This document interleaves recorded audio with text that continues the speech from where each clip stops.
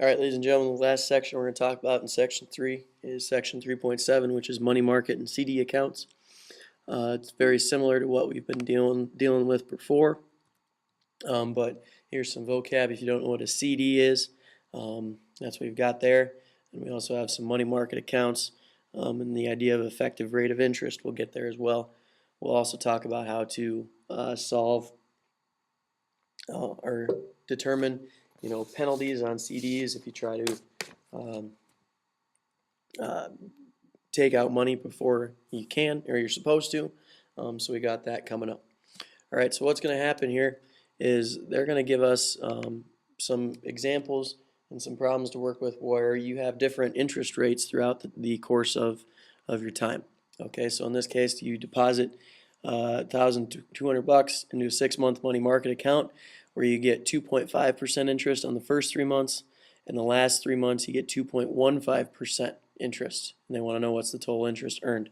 So we're going to use the same stuff we talked about in section 3.6 with I equals PRT, and we're going to take 1,200 times our rate. In this case, we're going to do the first rate first, which was 0.25, and we're going to take that times our time. 3 months we know is 1/4 or 0.25, and we get a value of $7.50 when we do this first amount.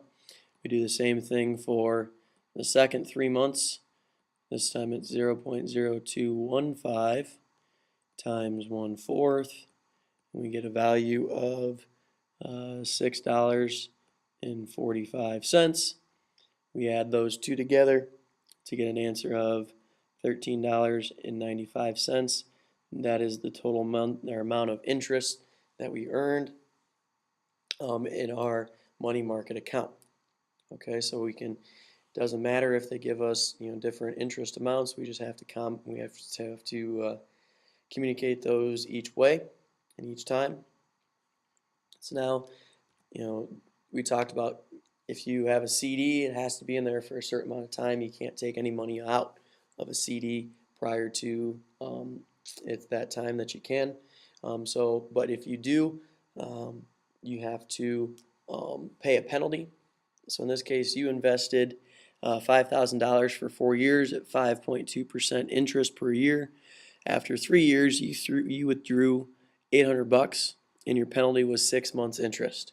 So what's going to happen, and to figure out your penalty, and I keep trying to put a I in penalty for some reason. So our penalty, we're going to take the amount that we're withdrawing, so $800.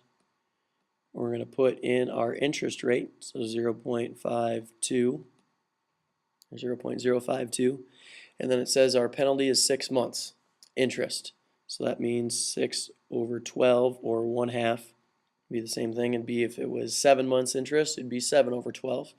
So however many months of interest we have to pay, we're going to put that fraction over 12, or that number over 12.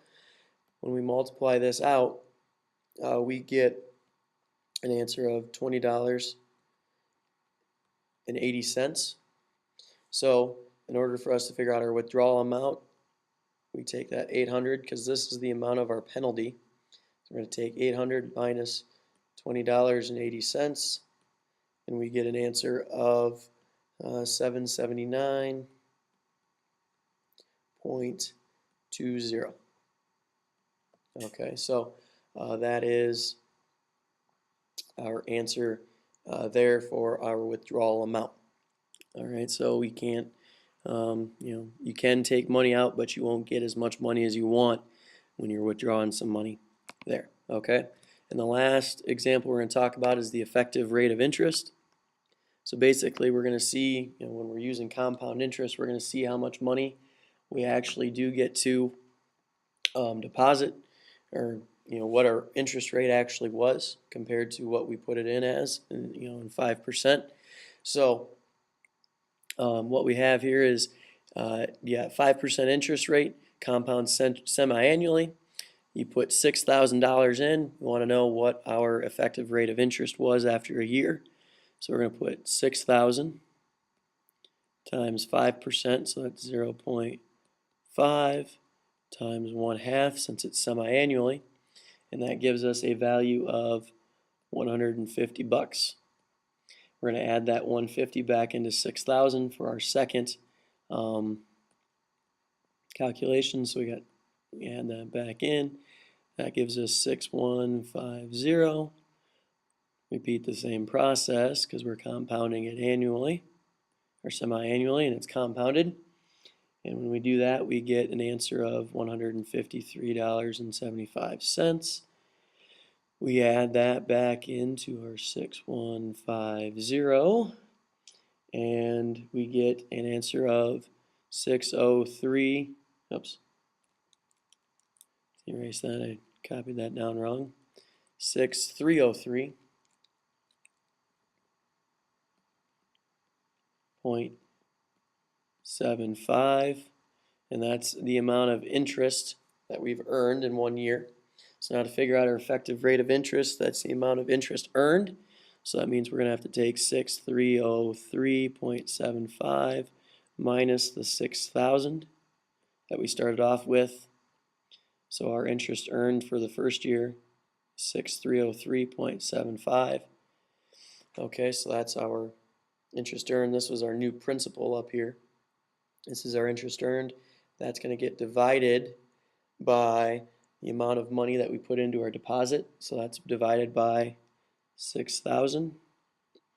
And we get an answer of our decimals 0.05 or 0.5006, which we can round up as 5.1%. So that is our effective rate of interest.